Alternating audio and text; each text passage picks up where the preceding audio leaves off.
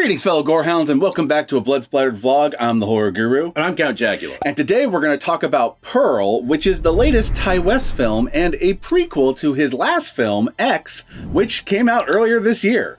So, needless to say, if you have not seen X, this video is going to contain spoilers for X, because can't really talk about a prequel without spoiling shit from, like, an original movie. Yeah, right? yeah, like, it's kind of hard. But needless to say, if you have not seen X, I recommend you go watch X before, you watch this vlog, and before you go and see Pearl. That way you have a little bit more context with what we're talking about. But anyway, now that we got that out of the way, Pearl follows the character of Pearl, who, for those of you who did watch X, was the slasher killer of X. X basically involved a bunch of porn filmmakers going to a remote farm in the middle of nowhere and getting picked off one by this crazy old lady named Pearl. X is a very good movie. It's a very good movie. It's very Texas Chainsaw Massacre by way of Debbie Does Dallas. Like, yeah, Yeah, and one of the things I really liked is when you get right down to it, the porn people are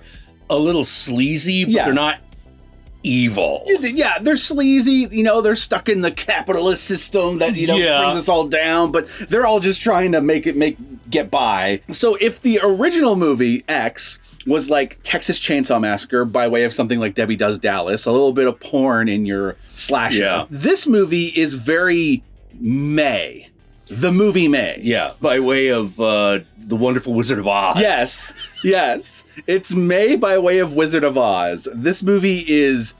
It's filled with old school Hollywood stylization from like the 1920s to the 1940s. But it is a very in-depth character study of a character that's crazy. So if you like movies like May, or more of you might be more familiar with Maniac, which is also a movie like this. Actually, Maniac is a really, really good comparison. That's another good comparison. Any movie that follows a deranged, unreliable narrator who is slowly losing their minds more and more as the story goes on, while simultaneously slasher killing random people. Yeah. For various reasons. Usually, like, either it's because it's their MO, like in Maniac, or in May, they've done something to slight the character. Yeah. And in this case, it's a lot of characters slighting the main character, and the main character retaliating in kind. Yeah. It's one of those things where, at the end of the day, Pearl wouldn't be so bad if she could just stop murdering things. Yeah. They really latch on to that. They really basically let you know,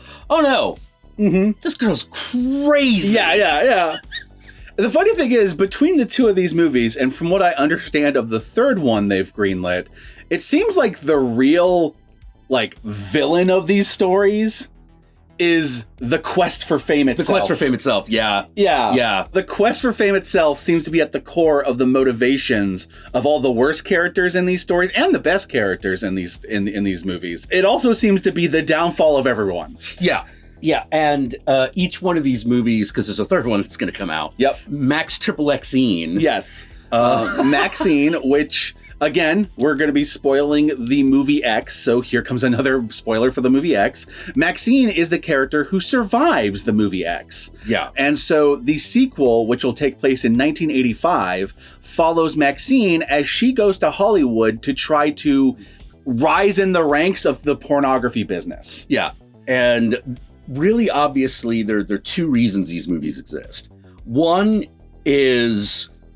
Ti West just wanted to do 3 movies with Mia Goth. Yeah. Flat out. I noticed, I couldn't remember if the first one was, but I noticed that this one was co-written by Mia Goth. Yeah. So you can tell that, while they were making the first X and probably working on the first X, she was obviously really thinking about what made this character who they are. Yeah. Well, it's mind-blowing to remember that Pearl is always played by Mia Goth. Yes. It was not actually played by another actress in X. So it's still her. In X, one of the main characters, and the character that turns out to be the survival final girl of the movie, Maxine, is played by Mia Goth in X.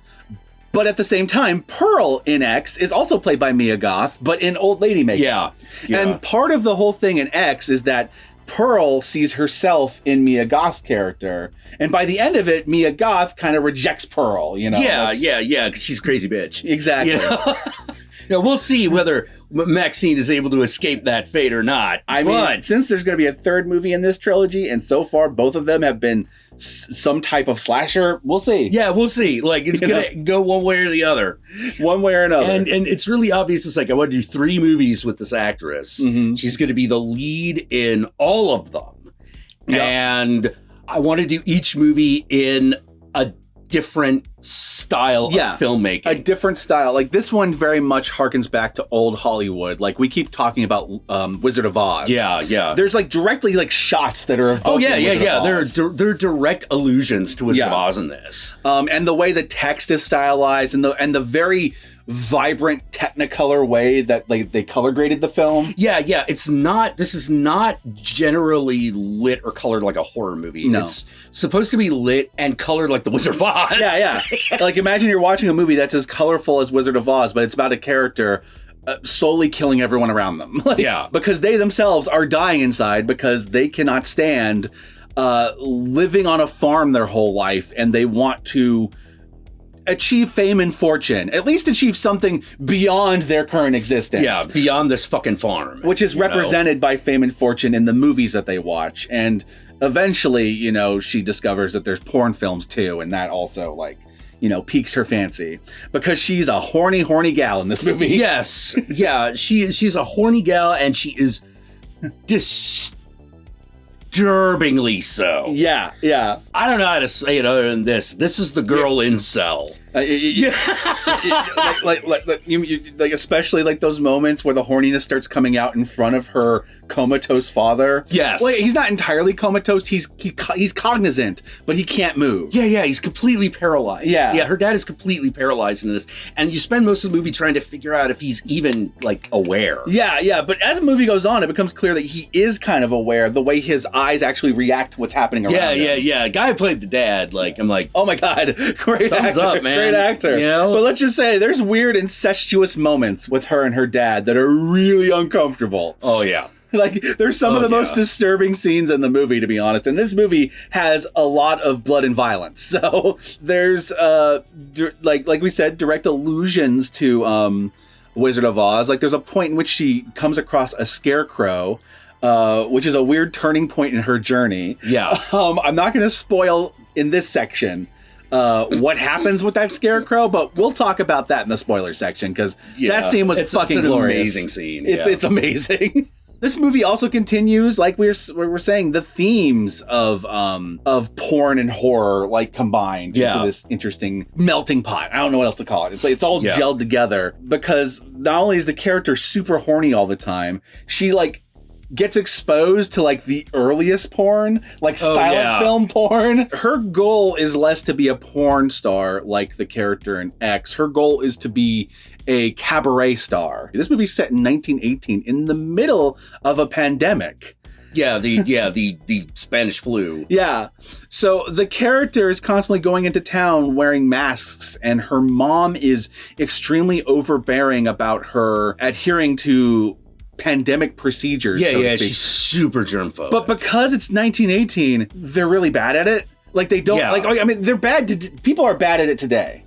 But the knowledge of what to do back then was very limited. Oh yeah. You have moments. Really did not know what was going to work. You'll have moments where the mom will be like, well, now you need to quarantine in that room. I'm like, you guys have been sitting at dinner together for how many hours now? If she's got it, she's got it. It's already You're happened. breaking bread together. I don't think her quarantine is going to do anything at this point. She helped you cook the meal that you're eating. Now, partially her doing that is because the mom is also extremely abusive. Huge trigger warnings for this movie. If you have any parental issues, this movie goes hardcore into abusive mother. Emotionally abusive, and it turns into physically abusive at a certain point. So it's very rough.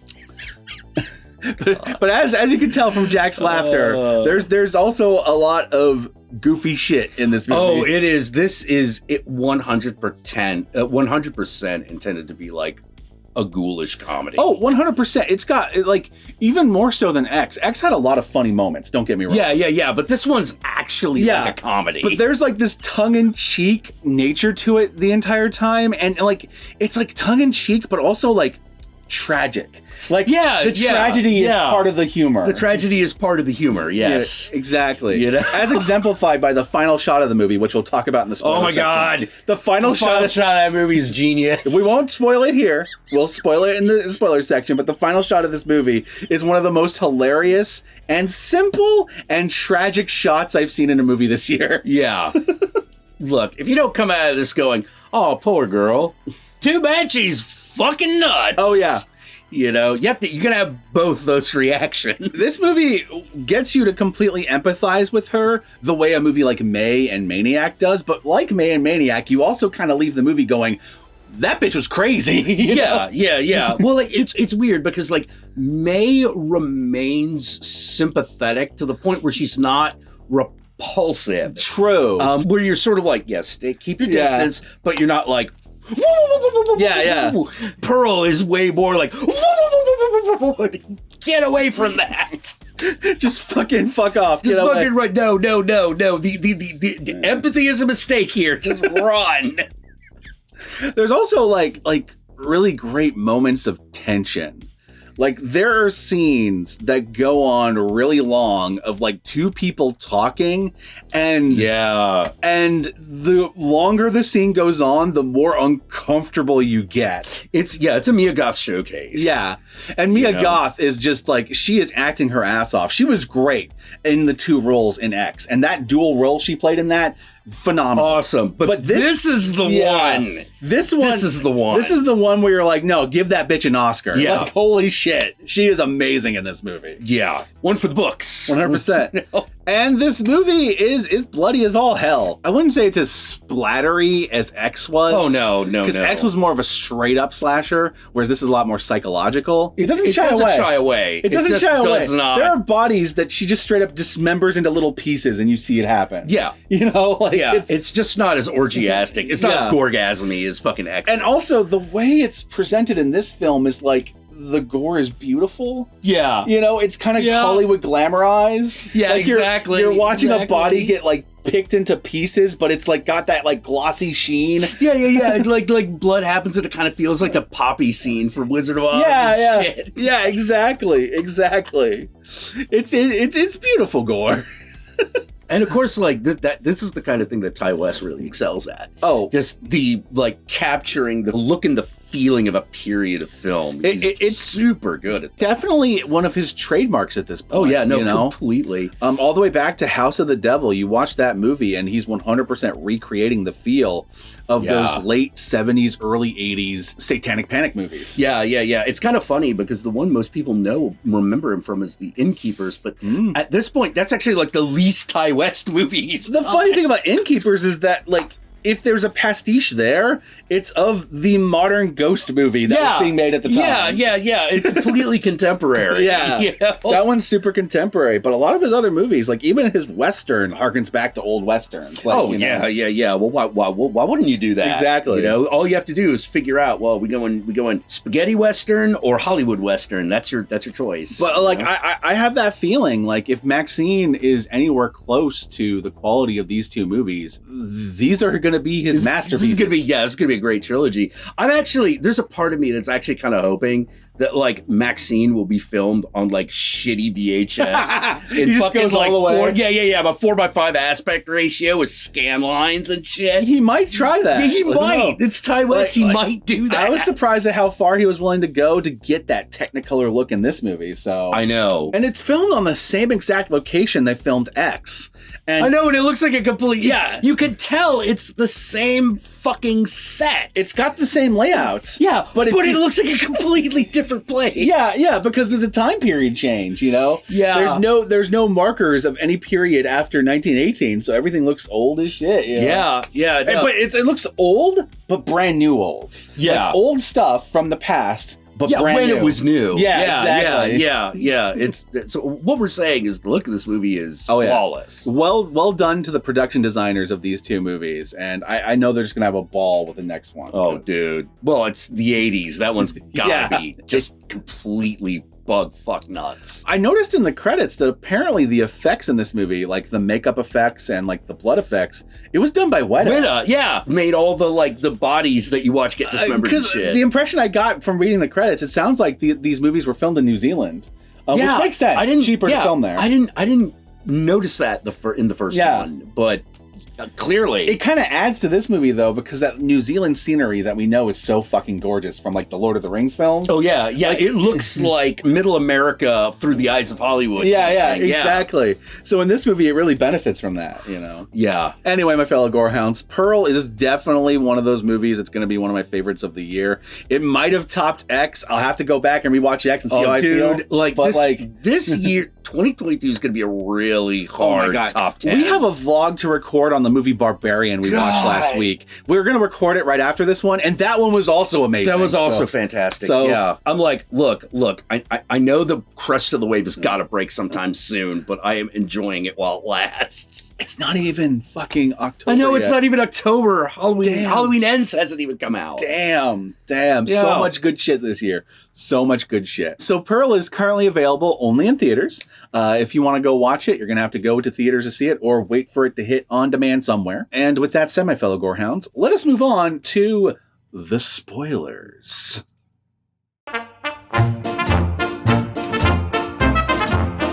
Yeah. Everybody's going to die. Oh, yeah. Everybody dies. Everybody fucking dies. Spoilers, Pearl kills just about everyone she meets in this movie, with the single exception being the guy that she's married to in the later movie. Yeah. In X. Everyone else is dead, whether it's her mom, her fucking dad, her fucking sister-in-law. She doesn't kill her sister-in-law's mom, but she never really interacts with the sister-in-law's mom. Right. Her mom does. And she kills the projectionist that shows her the porn film. Yep. This is actually where I started thinking of the movie May, because if you recall from the movie May, there is a plot in the movie May, or it's actually part of the main plot, where May is falling in love with this guy who is showing her all these messed up movies because he's like a filmmaker and all that stuff. Right. This has a similar subplot where Pearl is falling in love with this guy. Well, it's less in love with him and more in love with what he represents. Yeah. You doubt she's really seeing him. It's not necessarily him. It's the fact that he can potentially get her away from her life. Yeah. Even if it's just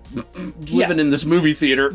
But of course, she likes fucking getting laid. So yeah. And so she and this guy, like, he shows her all like these movies and these porn films very much in the same way as the guy in May. Yeah. And but unlike the guy in May, the quest to be with him isn't like this romantic love thing that you feel really bad for her because, oh, the guy doesn't actually love her or whatever. In this movie, when she realizes that he's not going to be able to give her what she wants, she just fucking kills him. Yeah. Yeah. And the reason he's not going to be able to give her what she wants is that he's like, you're crazy. Yeah. I gotta run. Which is like a trigger for her because her mom always said people are going to see that you're different than them. Yeah. So I'm going to laugh at you. Yeah. So the moment like he does that, she just snaps. Yeah. And that's when you really get to see that this isn't about love or romance at all, because all she's yelling about has nothing to do with the two of them. Yeah. It's about, I'm not going to let you keep me here. I'm not going to stay here. I can't stay here. It's purely, I need to get out of this hellhole. Yeah. There's more love between her and her future husband in X than there is in this movie. Oh, yeah. Let's put it that way. Yeah. Even though this is the romantic, old school Hollywood looking one, there's more romance between her and Howard in the X movie. In X, yeah, because Howard doesn't show up in the movie. He's mentioned a lot, but he doesn't show up to the end. He is in the middle of the trenches in World War I, but he shows up at the very end to the most fucked up dinner party, where she has her dead burnt to a crisp mom because her mom got lit on fire while they were having a physical fight with one another. And then she put out the fire with scalding hot water. This is actually one of the Wizard of Oz allusions. I'm melting! Yeah, exactly. Exactly. It's true. The projectionist is the Cowardly Lion, her dad is the Tin Man, and the Scarecrow is the Scarecrow. Yeah. And I guess that means Toto is the dead pig that's sitting on the front porch for fucking ever. So after Pearl has fucking killed the projectionist and fed him to the fucking alligators, and his car is dumped into the lake. So if you saw X and there's that one car that's that's where it comes from. This is where it came from. She sets up a dinner party with her dead dad that she strangled because she couldn't be tied down anymore by taking care of her dad. And her burned to a crisp mom, and this fucking rotting pig that's been sitting on their porch for like a week because the sister-in-law's mom brought over, or the mother-in-law, I guess. Her mother-in-law. Mother-in-law brought over a pig because it's the pandemic times and people are starving and they want to make sure that... and they come from a family that's got like... They got meat. A lot. You know, they got shit, they got to spare. And so they come over to try to be like, hey, look, we got an extra pig that we killed. Here. We cooked it already. Mm-hmm. Have it, please. And the mom gets mad because she's like, we don't accept charity. But like at this point in the movie, you were like, that's stupid. Oh, God, yeah, take it. I know it's 1918, but like... You're arguing over 8 cents. Now here's the main like important thing about this pig. This pig comes to be a symbol in the movie. It is a metaphor. It is this beautiful, fully cooked, delicious looking, screen ready pig that over the course of the movie gets more and more rotten. Yeah. Revealing the fucking rot underneath. You know? It's very similar to the porcelain doll inside the glass case in May. Yes. Whereas the movie goes on, more and more cracks appear on the case as she starts to lose her mind. And in this movie, more and more of her true self starts to be revealed. The rot underneath. Yeah. As the movie goes on. Much like the rotting pig. Which also represents the farm that's rotting everyone that lives there. Which actually ends up tying into X, because what's her whole thing in X? Well, I'm going to kill all of you beautiful young people and fuck some of you. Because I'm a horny chick. But also because I resent your beauty and your drive and your striving for fame because I've been rotting on this farm for 70 years. 70 years, yeah. Then it becomes the centerpiece of their fucking, their dead man's dinner party. Yeah. and this is when the fucking husband who's off to war comes back. And this is where you get the final shot of the movie where he turns around and there's Pearl after looking at the dead fucking dinner party. And Pearl's like holding this like glass of like, I guess a smoothie or something. I don't know. It's green. It's some sort of dinner thing. Green thing. Yeah. And like, oh God, what did she say? It's just like, I love you, or like, I'm glad you're back, or I'm glad you're home, or something like that. Yeah. I can't remember exactly what she says, but the point is, she just smiles. One of those like Hollywood big, huge smiles that lasts the entire credits.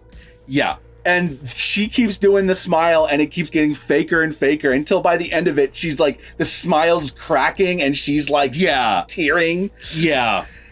Like she's going through every emotion that you shouldn't be having. Yeah. Yeah, no, it's fantastic because you're just like, oh. And mind you, she has like a 5 to 6 minute monologue at one point in the movie, which is one of the greatest performances Mia Goth has ever given. Oh, yes. And this scene, her acting in this one shot where she's supposed to smile, is still the best performance in the movie. Yeah. The monologue is a tour de force right there. Oh, but God. Like, the end is like, no, that's Yep. You know, everything else was like A+. This is A+ with extra credit. And that fucking scarecrow scene. That first scene that really reveals to you just like how she isn't what she appears. Yeah. She goes to town, she watches a movie, and then on her way back from town to the movie, she has this cell that the projectionist gave her from the movie they watched because he hit on her in the fucking alleyway. And the cell ends up flying out of her shirt, and she ends up in a cornfield. And so she tries to find the cell in the cornfield. She can't find it, but comes across this scarecrow. And they recreate the shot in the fucking Wizard of Oz where she comes across the scarecrow in Wizard of Oz. Yeah. But the way this scene plays out is she ends up pulling the fucking scarecrow down from the fucking like Jesus cross it's on, and fucks it in the field. Yeah, she just fucks the scarecrow straight up, and then she orgasms, and all the fucking crows in the field fly away. But it's treated as this magical moment with the way the music swells, like it's an old Hollywood like song and dance number or something. Yeah. Like it's the Sound of Music. It's like the Sound of Music, or like or like an old Betty Davis flick, or something like that. You know, it's simultaneously uncomfortable, but also mesmerizing. You can't stop watching. When that happens. It's a good movie. It's a really fucking good movie. Pearl is a masterpiece. Like I said, I think X, Pearl, and Maxine, if Maxine turns out to be as good as either of these two films, it's going to be considered Ty West's masterpieces. Yeah, it's going to be his trilogy. Yeah, you know, like the Gates of Hell trilogy. Exactly. Yeah, the one he's known for. It'll be the Mia Goth trilogy. yeah, exactly. I also love like the more and more the movie goes on, the more you realize how the mom was abusive, right? Oh, fuck yeah. But there's things the mom said about her that as the movie goes on... Actually, absolutely true. Yeah. Like she's not wrong. Yeah. She's just an abusive bitch. She doesn't help. No, no, not all. You know, but it's like, that's what we're talking about. Like, no, at the bottom of this is not, it's not, well, this is what made her what she had. No, she was just always crazy. Absolutely. And the movie plays with you, too, because it has the scene where you're like, oh, like where she's just, this goose just walks into the barn and she picks up the pitchfork, which was her iconic weapon in the first movie. Yeah. And just stabs this goose. And you're like, oh shit, she's doing that serial killer thing where they kill animals first. But then she goes and feeds that goose to her pet alligator. And so you're like, okay, all right. She's not just, you know, crazy killing for no reason. But then later on she reveals, no, she fucking kills things. That's just a justification. Yeah. She loves killing things. It feels good. It's like having sex. So anyway, any final thoughts about Pearl? Oh no, it's a good movie. It's a good movie. It's a good movie. Just put it on your wear it like a pearl necklace. Pearl necklace, indeed. Mm-hmm. And with that said, my fellow gorehounds, where can they find you, Count Jackula? Well, you can find me on Twitch at Count_Jackula, where I'm currently streaming Cult of the Lamb. If you want to join my cult, and I suspect that you do. Mm-hmm. You should fucking follow me on Twitch. You can also follow me on Twitter at Counting Jack. Yep, that's it. At Counting Jack on Twitter. That's it. And I still have an Instagram account that I barely... Well, I go on Instagram a lot, but I barely post. Yeah. So that one's Satanic Jackula. Mm-hmm. And what about you? Y'all know me. I'm the Horror Guru. You can find me at the Horror Guru on Twitter, on Twitch, on Instagram, and Facebook. Just look up the Horror Guru or Blood Splattered Cinema, and I'll be there. Be sure to like, comment, and subscribe, and don't forget to ring that notification bell so that you're notified of my videos immediately upon their upload. And if you'd like to help out either of us more directly, be sure to check out our Patreon pages. And remember, if you decide to go the Patreon route, even $1 a month can go a long way. And if you made it this far into the vlog, then I want you to comment below, and be sure to comment below using the hashtag ScarecrowSexDoll. Use the hashtag ScarecrowSexDoll, that way I know, that way Jack knows, that way the whole world knows you watched this vlog all the way through. Now, with that said, my fellow gorehounds, we've got a vlog on Barbarian to record, so we're going to go record the vlog on Barbarian. I don't know why I'm pronouncing it Barbarian and not Barbarian, but whatever. Well, because, like, you know, maybe in your heart what you really wanted was a horror movie about Babar the elephant. Yes. Yeah. Yes. Yeah. Yeah, I need this. I need this in my life. Like that fucking Winnie the Pooh horror movie. Yeah, exactly. Yeah. Exactly. We need it. Babar, the slasher movie. Babar the slasher elephant. The slasherfin. Slaughterfin. Peace out, and I'll catch y'all later.